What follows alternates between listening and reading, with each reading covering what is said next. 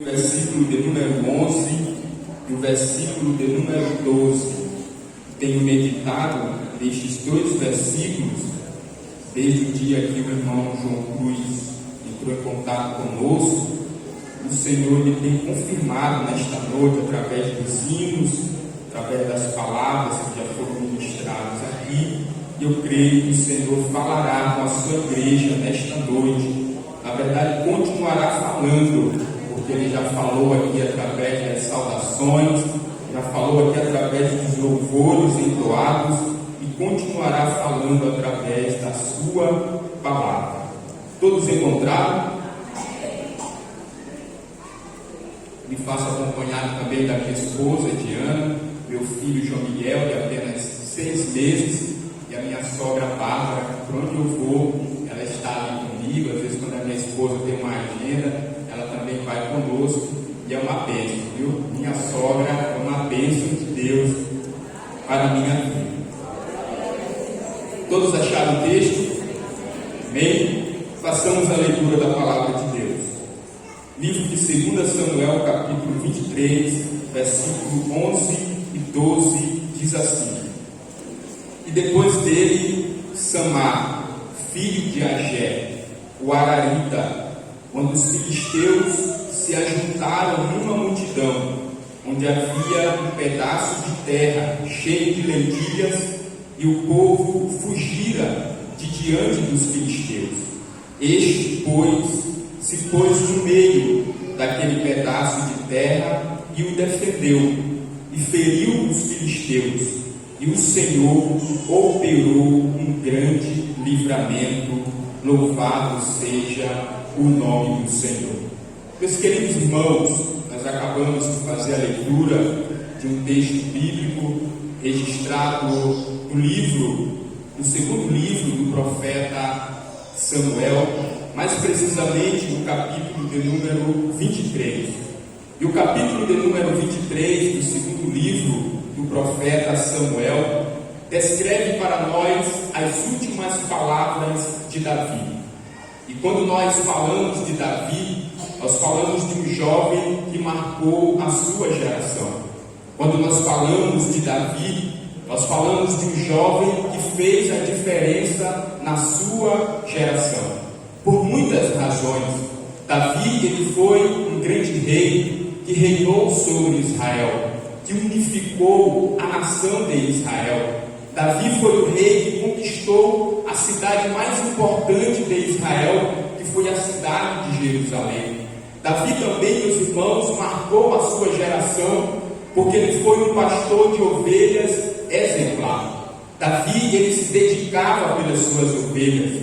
Davi, ele era um pastor de ovelhas dedicado, cuidadoso. A Bíblia diz que Davi, ele tinha tanta coragem, tanto cuidado, tanto amor pelas suas ovelhas, que ele era capaz de arriscar a sua própria vida para defender as suas ovelhas. E não foi apenas só uma ou duas vezes, não. A Bíblia diz que sempre que vinha o urso e o leão, Davi se colocava ali na posição para defender as suas ovelhas e para livrá-las da boca do urso e do leão. Davi também, meus irmãos, ele marcou a sua geração, porque Davi, ele foi um grande músico, foi também um músico exemplar, foi um músico extraordinário nas mãos de Deus.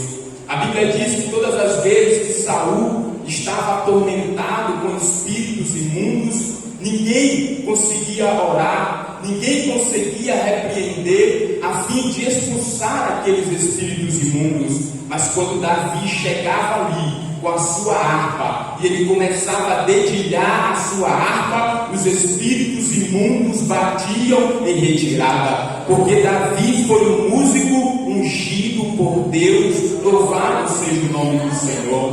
Além disso, meus irmãos, Davi, ele marcou a sua geração, porque Davi se tornou um grande salmista. Nós sabemos que na Bíblia tem 150 salmos, cerca de 74 são atribuídos a Davi.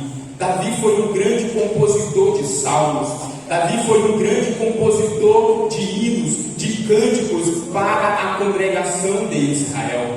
Mas além disso, meus irmãos, Davi, ele marcou a sua geração, porque Davi foi um grande guerreiro, porque Davi foi um homem forjado na batalha, Davi foi um homem preparado para a guerra. E como guerreiro, meus irmãos, quando nós lemos a Bíblia Sagrada, nós vamos ver que Davi foi um homem, foi um jovem que venceu muitas batalhas, foi um jovem que alcançou muitas vitórias na sua vida. Mas como guerreiro, meus irmãos, Davi, ele não venceu sozinho. Davi, ele não conquistou as suas vitórias sozinho, porque muitos homens se levantaram para lutar ao lado de Davi. Muitos jovens naquela época, eles tinham desejo de entrar para o exército de Davi, porque o exército de Davi era um exército poderoso, era um exército vencedor, era um exército vitorioso, e muitos jovens naquela época almejavam lutar ao lado de Davi, almejavam estar ao lado daquele homem, porque Davi, meus irmãos, ele marcou tanto a sua geração, que ele serviu de inspiração para muitos jovens. E quando nós chegamos aqui no capítulo de número 23, a Bíblia vai registrar os últimos dias de Davi. Davi agora aqui não está mais jovem. Davi agora aqui não está mais aquele moço cheio de vigor, cheio de disposição, cheio de coragem para ir para a guerra, não. Davi agora aqui está nos seus últimos dias, já está com a idade avançada, já está com os cabelos brancos, com a voz trêmula, mas nos últimos dias da sua vida, Davi, ele vai se lembrar daqueles guerreiros que estiveram com ele durante toda a sua trajetória. Davi vai se lembrar das obras que Deus realizou na vida dele. Davi vai se lembrar das pessoas que lutaram ao lado dele. E a Bíblia vai listar aqui cerca de 37 valentes que Davi teve ao seu lado. E este grupo de 37 valentes, Davi, ele vai lembrar agora nos últimos dias da sua vida. Este grupo, meus irmãos, de 37 recebeu um nome, e o nome deste grupo era os valentes de Davi. Davi, ele tinha um grande exército. Davi, ele tinha muitos homens que lutavam ao lado dele, mas tinha 37 que chamaram a atenção de Davi. Tinha 37 que estavam ali com Davi nas batalhas mais ferrenhas, que estavam ali do lado de Davi sem desistir, sem desanimar. Todo o tempo estes homens estavam ao lado de Davi. Mas, meus irmãos, dentro desses 37, tinha 3 que Davi admirava muito. Tinha 3 ali mais próximo de Davi. Tinha 3 que cativava o coração de Davi. Tinha 3 que cativava a admiração de Davi. Da mesma forma como Jesus. Jesus tinha os 12 discípulos, mas ele tinha aqueles 3 mais chegados. Ele tinha aqueles 3 onde ele levava para uma ocasião especial. E assim era Davi. Davi tinha um grande exército. Deste grande exército tinha 37 valentes, mas desses 37 valentes tinha 3 que cativou a admiração de Davi. E é esses 3, meus irmãos, que Davi ele vai mencionar aqui no capítulo de número 23. O primeiro homem que Davi vai mencionar aqui está no capítulo de número 8.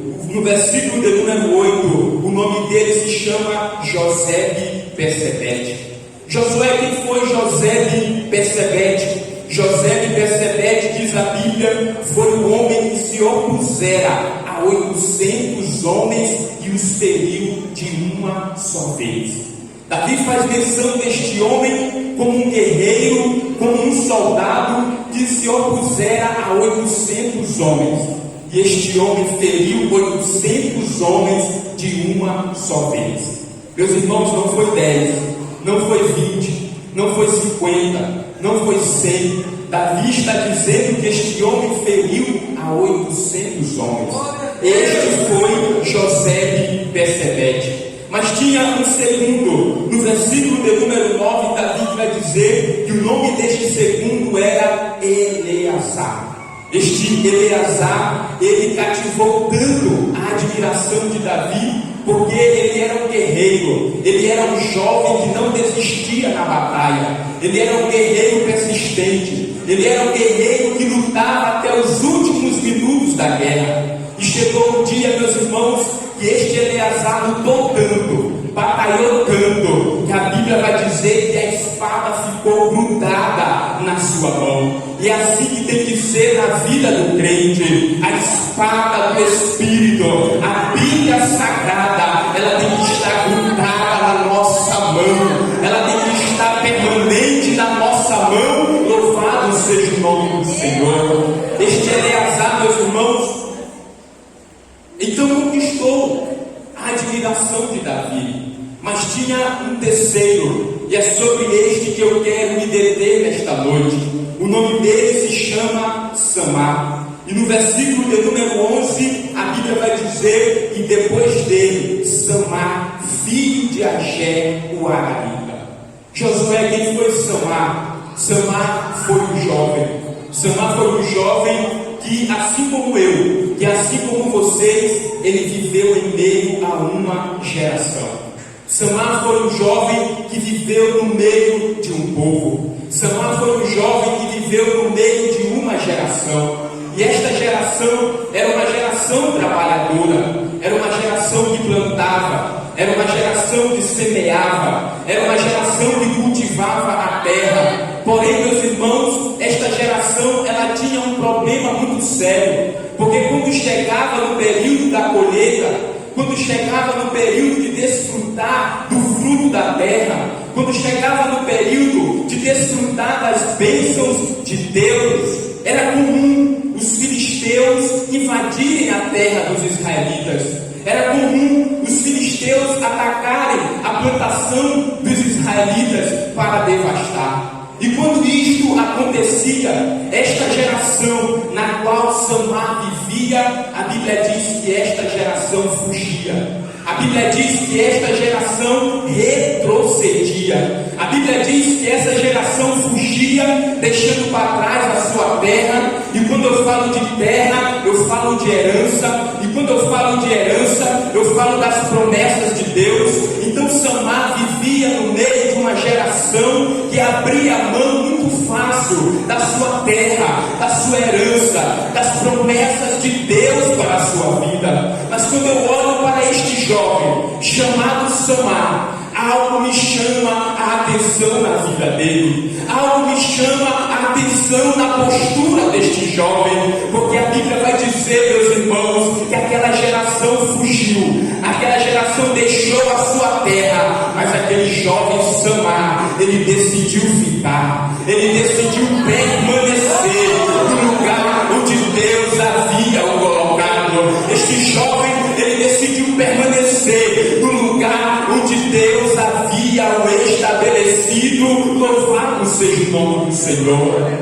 E aqui eu quero abrir um parêntese para dizer que um jovem que marca a sua geração é um jovem que fica, é um jovem que permanece aonde Deus o colocou, é um jovem que permanece no lugar onde Deus o estabeleceu. Louvado seja o nome do Senhor.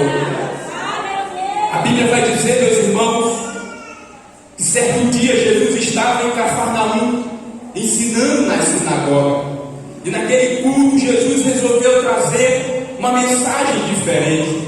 E pregando ali em Cafarnaum, Jesus vai dizer: eu sou o pão da vida que desceu do céu. Os vossos pais comeram o maná no deserto, mas morreram. Mas aquele que comer deste pão tem a vida eterna. Porque verdadeiramente o meu corpo é comida e o meu sangue é bebida. E aquele que não come da minha carne e não bebe do meu sangue não tem parte comigo. E os discípulos que estavam ali começaram a olhar uns para os outros e dizer: que duro é este discurso, quem os pode ouvir? E naquele momento a Bíblia vai dizer que muitos discípulos retrocederam. Muitos discípulos deixaram de caminhar com Jesus. Muitos discípulos deixaram de estar aos pés de Jesus. E Jesus olha para os 12 e diz: e vós, quereis podeis retirar-vos também? Mas Pedro levanta a sua voz e diz: para quem iremos nós, se só tu tens as palavras de vida eterna? Perceba que Pedro não disse para onde, não. Pedro disse: para quem iremos nós, se só tu, Senhor, tens as palavras de vida eterna? Era como se Pedro estivesse dizendo: os outros te deixaram, os outros retrocederam, mas nós estamos aqui na tua presença, nós vamos permanecer na tua presença, nós vamos permanecer prostrados aos teus pés, porque nós só iremos marcar a nossa geração se nós estivermos contigo. Nós só iremos fazer a diferença nesta geração se nós estivermos na tua presença. Louvado seja o nome do Senhor. É impossível, jovens, fazer a diferença nesta geração se não estiver em Cristo, se não estiver na presença do Senhor. Louvado seja Deus. Quando Jesus cumpre o seu ministério, morrendo na cruz do Calvário, e ao ressuscitar ao terceiro dia, a Bíblia diz que Jesus passa mais 40 dias com os seus discípulos, comendo com eles, bebendo com eles, ensinando as coisas concernentes ao reino dos céus. E a Bíblia vai dizer que no último dia, no final dos 40 dias, Jesus ele reúne os seus discípulos no Monte das Oliveiras e faz a eles uma promessa dizendo: ficai em Jerusalém, até que do alto sejais revestidos de poder. Perceba, meus irmãos, que a promessa de Jesus foi para os discípulos ficar. A promessa de Jesus não foi para os discípulos sair. A promessa de Jesus não foi para os discípulos desistir. A promessa de Jesus foi: ficai em Jerusalém, até que do alto sejais revestidos de poder. O apóstolo Paulo vai dizer que cerca de 500 crentes, de 500 discípulos viram Jesus ressuscitado. Cerca de 500 pessoas tiveram o privilégio e a oportunidade de ver a Jesus ressuscitado. Mas, meus irmãos, passaram os dias, foram passando as horas, foram passando os minutos. Cerca de 380 desistiram da promessa. Cerca de 380 retrocederam. Cerca de 380 discípulos desanimaram. Mas eu louvo a Deus, porque cerca de 120 decidiram permanecer em Jerusalém.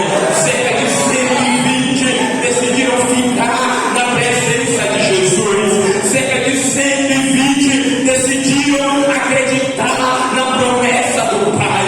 E a Bíblia diz então que eles perseveravam em oração, eles perseveravam em súplica, eles perseveravam no jejum, dizendo: Senhor, eles foram, mas nós estamos aqui. Eles foram, mas nós permanecemos aqui, Senhor. Cumpre a tua promessa em nossas vidas. Louvado seja o nome do Senhor. E a Bíblia vai dizer, meus irmãos, que aqueles 120 crentes que decidiram ficar, aqueles 120 crentes que decidiram permanecer, eles estavam ali no dia de Pentecostes, reunidos no mesmo lugar, quando de repente veio do céu um som veemente e impetuoso que encheu toda a casa em que estavam assentados. E a Bíblia vai dizer que foram vistas por eles línguas repartidas como que de fogo, as quais pousaram sobre cada um deles, e todos foram cheios do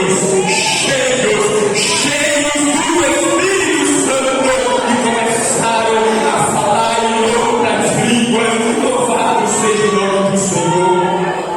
Para ser cheio do Espírito Santo, jovens, para marcar a nossa geração, jovens, para fazer a diferença nesta geração, é preciso ficar na presença de Jesus. É preciso permanecer servindo ao Senhor. É preciso perseverar buscando ao Senhor.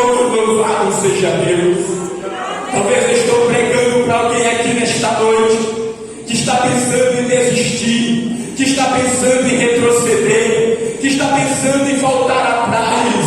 Mas eu quero te dizer nesta noite que o Senhor te levantou nesta geração para fazer a diferença.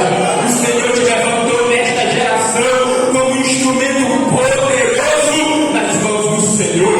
Não é tempo de parar, não é tempo de desanimar, não é tempo de desistir, não é tempo de retroceder, é tempo de perseverar buscando ao Senhor, é tempo de perseverar na casa do Senhor, é tempo de perseverar em oração, no jejum, nas súplicas, porque o Senhor ouve as nossas orações. Louvado seja Deus.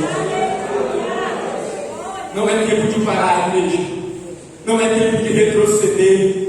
Infelizmente, meus irmãos, depois dessa pandemia, muitos jovens deixaram a igreja, muitos jovens retrocederam, muitos jovens desanimaram, mas o Senhor me trouxe aqui nesta noite para dizer para alguém: não é tempo de parar, não é tempo de desistir, não é tempo de retroceder, é tempo de permanecer na casa do Senhor, é tempo de permanecer na presença do Senhor. Permaneça e tu verás a glória dele na tua vida. Permaneça e tu verás as promessas dele se concretizando na tua vida. Louvado seja o nome do Senhor. Samar resolveu ficar, meus irmãos. Toda aquela geração desistiu, toda aquela geração abriu mão das promessas de Deus, mas Samar resolveu ficar. Mas além de ficar, Samar também resolveu se posicionar.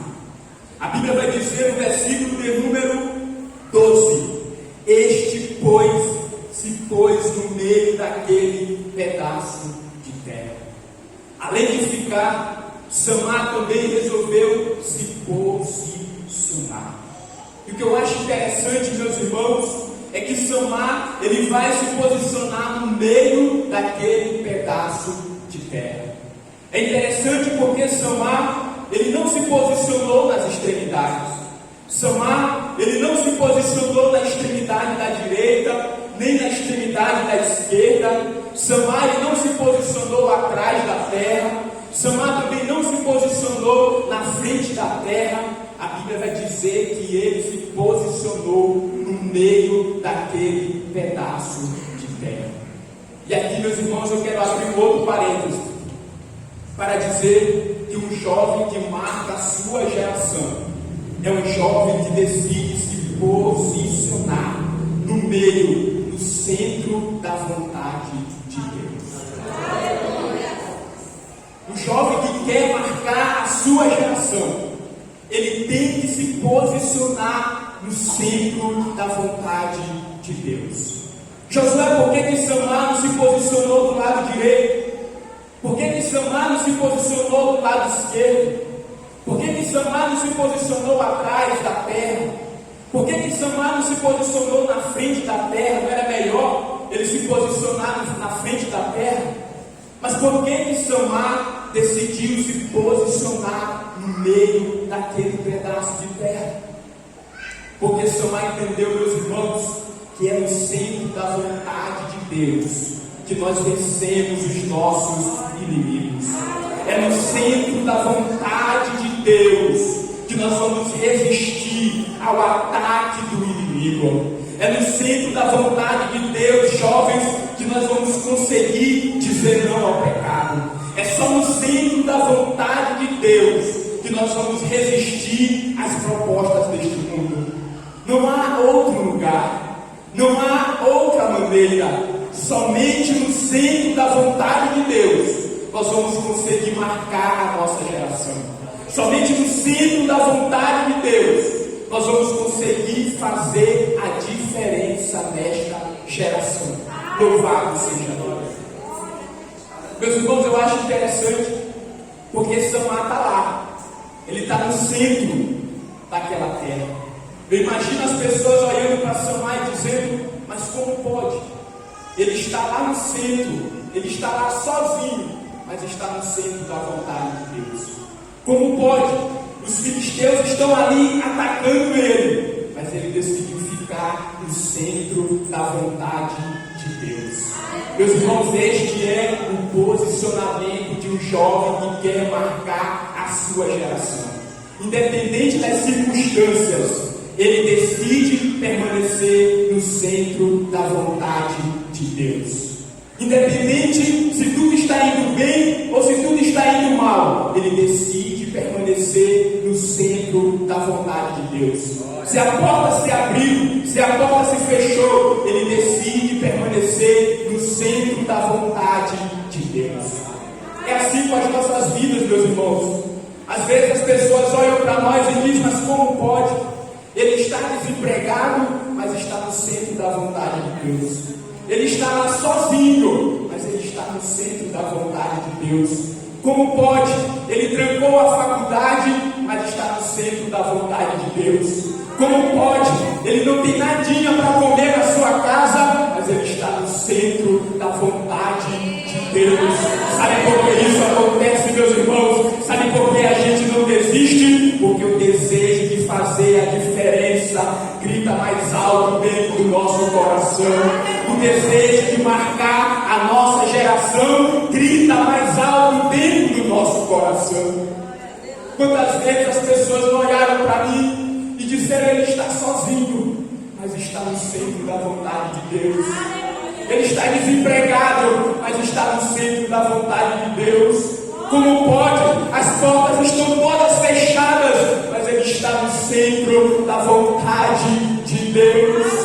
Mas essas mesmas pessoas que se questionaram, hoje elas têm que ver que Deus é Deus na minha vida, que Deus é um Deus fiel, que Deus é um Deus que vela pelo seu povo. Louvado seja o nome do Senhor. Talvez tem gente aqui, meus irmãos, que aos poucos está se desviando para a direita, que aos poucos está se desviando para a esquerda. Talvez tem gente aqui que aos poucos está retrocedendo. Talvez tem gente aqui que aos poucos está se adiantando. Mas eu venho nesta noite te dizer, é tempo de voltar para o centro da vontade de Deus.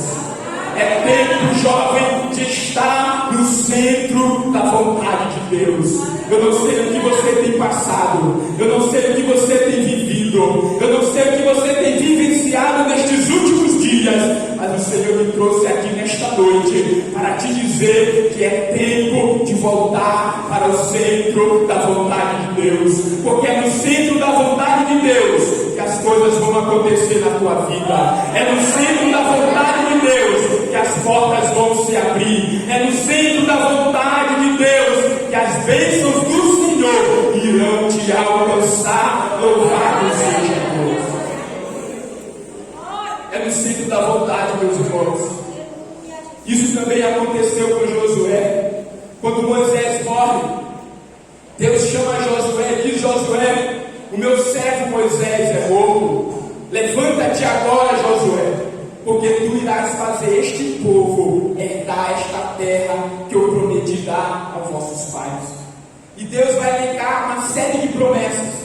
Mas eu acho interessante que Deus olha para Josué e diz, olha, tão somente esforça-te e tem muito bom ânimo, para ter o cuidado, Josué, de fazer tudo conforme está escrito na lei que Moisés te ordenou.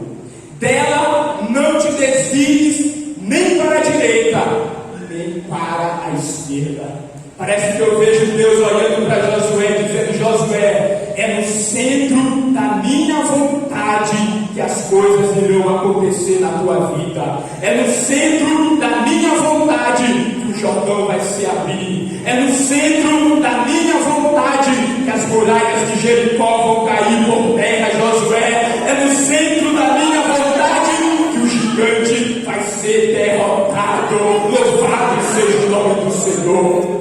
O segredo, jovens, está no centro da vontade de Deus. O segredo, irmãs, está no centro da vontade de Deus.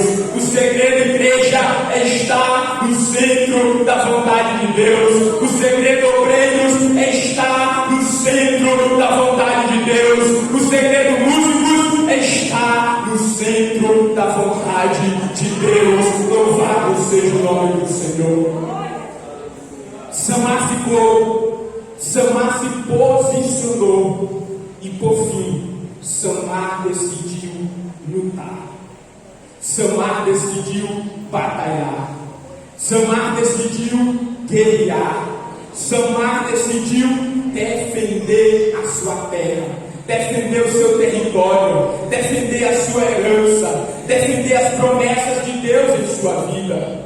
O que eu acho interessante, meus irmãos, é porque a terra de Samar não era uma terra grande. O que eu acho interessante é que o campo de Samar não era um campo grande, era uma terra pequena, era um campo pequeno. A Bíblia vai dizer que era um pedaço de terra, mas mesmo assim, Samar decidiu lutar. Mas mesmo assim, Samar decidiu guerrear. Porque o valor, meus irmãos, da nossa terra, o valor da nossa herança, o valor das promessas de Deus em nossas vidas não está no tamanho, não está na grandeza, mas está no fato de que foi Deus que te deu. Se Deus te deu, tem valor. Se Deus te deu, tem importância. Pode parecer pequeno aos teus olhos, mas vai se tornar grande. Pode parecer pequeno hoje, mas vai crescer, vai prosperar, vai se tornar uma grande terra, vai se tornar uma grande herança, vai se tornar uma grande promessa de Deus na tua vida. Louvado seja o nome do Senhor. Era pequeno, mas ele decidiu guerrear. Era pequeno, mas ele decidiu lutar. Parece que eu imagino o Samar dizendo: eu vou ficar nesta terra, porque foi Deus que me deu. Eu vou ficar neste território, porque foi Deus que me deu. Eu vou continuar acreditando nas promessas, porque a promessa foi Deus que me fez. Não foi homem, não. Foi Deus que me fez. Então continue acreditando, meus irmãos. Talvez a promessa hoje pareça pequena, talvez o teu campo hoje pareça pequeno, talvez a tua terra hoje pareça pequena, mas se posicione nesta noite, decida lutar por ela, porque grandes coisas o Senhor vai fazer. Louvado seja Deus. Samar resolveu ficar, Samar resolveu se posicionar, e Samar também resolveu lutar. Louvado seja o nome do Senhor. Meus irmãos, Samar poderia muito bem desistir. Samar poderia muito bem se render aos pés do inimigo. Samar poderia muito bem se prostrar aos pés dos filisteus. Mas em vez disso, ele resolveu lutar. Em vez disso, ele resolveu guerrear. Sabe por quê? Porque Samar entendeu que somente lutando que nós iremos vencer. Somente lutando que Deus vai derramar a vitória sobre as nossas vidas. Samar entendeu, meus irmãos, que ele só precisava lutar e nada mais. Samar só precisava lutar, porque quando nós lutamos por algo que Deus nos deu, é o próprio Deus que vai na frente garantindo a nossa vitória. Quando nós decidimos lutar por aquilo que Deus nos deu, é o próprio Deus que vai na frente garantindo a vitória. Louvado seja o nome do Senhor. Então olhe para o irmão que está do teu lado e fala para ele: é preciso lutar, é preciso lutar, é preciso guerrear. Fale para ele nesta noite. Talvez ele está aí do teu lado quase largando a espada, quase jogando a espada por terra, mas fala para ele nesta noite: é preciso lutar, é preciso batalhar, porque é na tua luta que vai vir a tua vitória, é na tua luta que o Senhor vai agir, é na tua luta que as portas irão se abrir. Louvado seja o nome do Senhor. É preciso lutar, igreja. Não é tempo de desistir, não é tempo de se acovardar, é tempo de lutar. Louvado seja o nome do Senhor. É tempo de lutar na oração, é tempo de lutar na súplica, é tempo de lutar no jejum, é tempo de lutar lendo a palavra de Deus, é tempo de lutar buscando ao Senhor pelas madrugadas, porque a vitória está chegando. E o Senhor vai te dizer: a vitória está chegando. Lute um pouco mais, ore um pouco mais.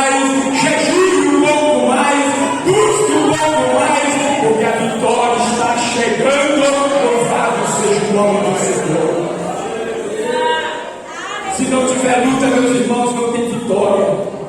Se não tiver luta, não tem porta aberta. Se não tiver luta, não tem cura. Se não tiver luta, o Senhor não vai agir em nosso favor. Mas quando a igreja se levanta, quando a igreja se posiciona, quando a igreja decide lutar, as portas do inferno não prevalecerão contra ela. Louvado seja o nome do Senhor. Quando Deus chama Josué novamente, Deus chama Josué e diz: Josué, aonde tu pisar as plantas do teu pé, aqui aonde tu pisar, ali eu tenho te dado. E Deus olha para Josué e diz: Josué, ninguém, eu acho linda essa palavra de Deus para Josué. Deus olha para Josué e diz: ninguém vai ficar de pé diante de ti. Ninguém, Josué, vai se sustentar diante de ti. Ninguém vai conseguir te resistir, Josué, porque assim como eu fui com Moisés, eu serei contigo. Eu não te deixarei e nem te desampararei. Louvado seja o nome do Senhor. Deus fez a promessa para Josué, meus irmãos. Deus disse: Josué, ninguém vai ficar de pé diante de ti. Ninguém vai te resistir, Josué.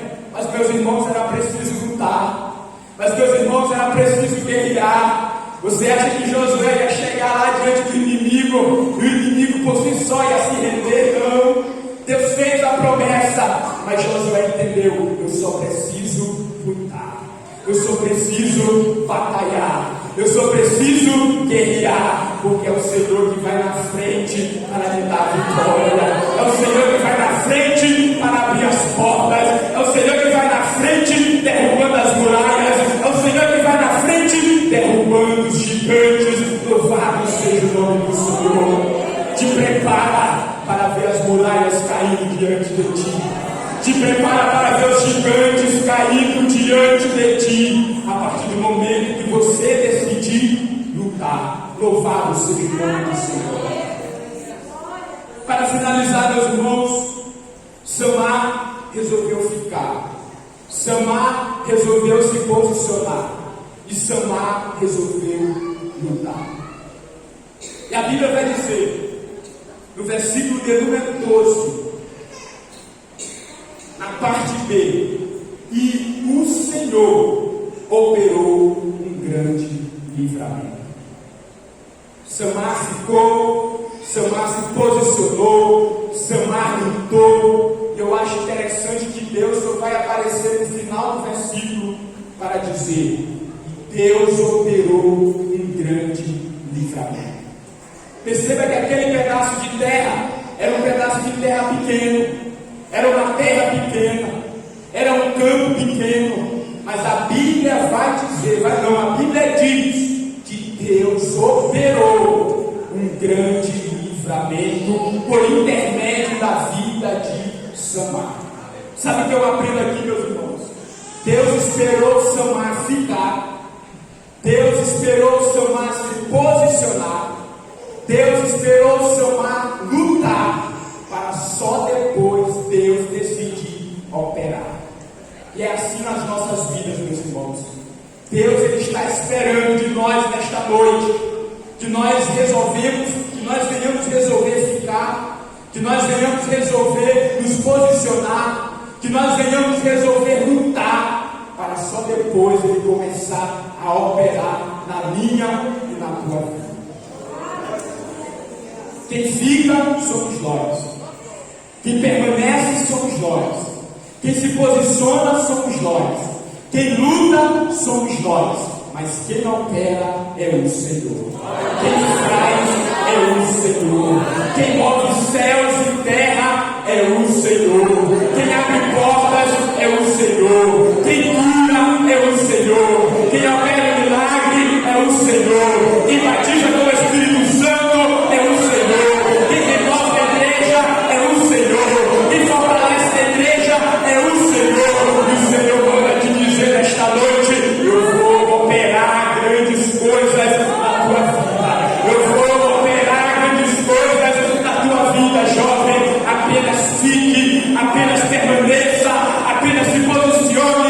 apenas lute, porque o Senhor vai operar grandes coisas através da vida de vocês. Só que recebe esta palavra, levanta a tua mão para cima e dá uma grata de glória ao nome do Senhor, porque nesta noite o Senhor decidiu operar grandes coisas.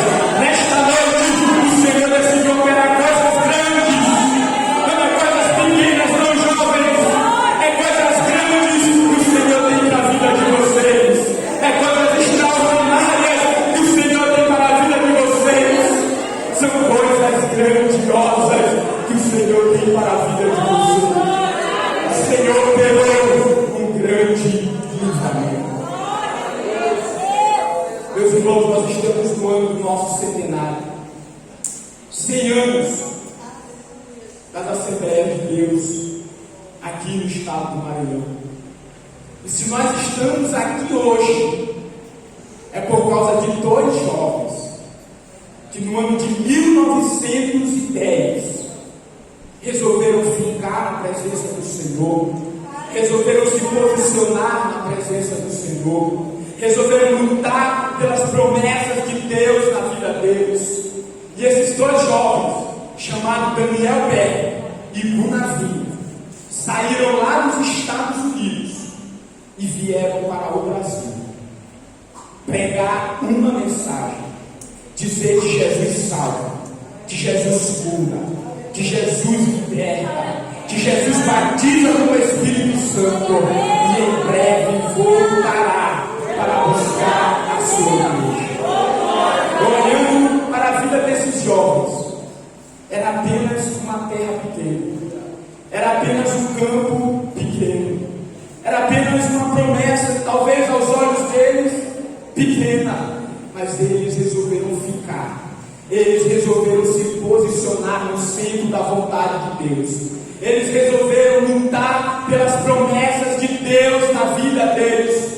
E olha o resultado aqui, olha nós aqui hoje nesta noite, olha essa igreja linda aqui hoje nesta noite, olha estes jovens lindos aqui nesta noite, louvando com excelência ao Senhor. Isso é resultado do posicionamento de dois jovens que acreditaram nas promessas de Deus, dois jovens que lutaram pelas promessas de Deus em suas vidas. E hoje as Assembleias de Deus é a maior denominação pentecostal do mundo. Não é do Maranhão, não é de São Luís, não é do Brasil. As Assembleias de Deus é a maior denominação pentecostal do mundo. A maior denominação pentecostal do mundo nasceu a partir de dois jovens, como eu e como vocês. Eu aprendo aqui, meus irmãos, que Deus não precisa de muito, Deus só precisa de um. Deus só precisa de dois. Para operar um grande livramento aqui, Deus só precisou de um. Deus só precisou de um jovem. Deus só precisou de Samar para trazer a mensagem do Evangelho pentecostal para o Brasil. Deus não precisou de uma multidão, Deus só precisou de dois jovens. Eu venho nesta noite te dizer, Deus só precisa de um, meus irmãos. E aqui nós temos mais do que um. Aqui nós temos uma multidão de jovens. Agora imagina, através de um, Deus opera coisas extraordinárias. O que Deus não faz através da vida desses jovens que estão aqui? O que Deus não faz através da vida dessas irmãs que estão aqui? O que Deus não faz através desses varões que estão aí? O que Deus não faz através de uma igreja que decide permanecer, que decide se posicionar e que decide lutar pelas promessas de Deus? Fica de pé comigo nesta noite. Eu encerro essa mensagem dizendo: Deus só precisa de um. Deus só precisa de um. Deus só precisa de um jovem que se coloque no centro da vontade dele.